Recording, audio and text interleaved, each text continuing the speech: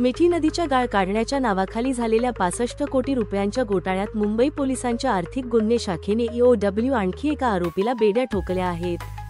गुरुवार 21 ऑगस्ट 2025 रोजी बोरिवली येथील ठेकेदार शेरसिंग राठोडला अटक करण्यात आली।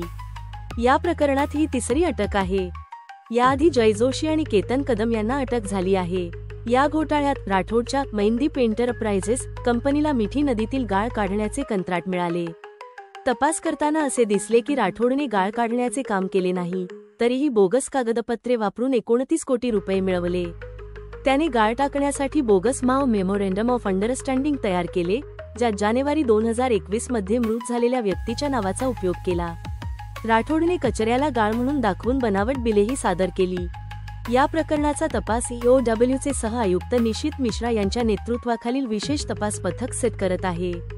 आतापर्यंतच्या तपासणीत या गैरव्यवहारात काही BMC अधिकारीही सामील असल्याचा संशय आहे।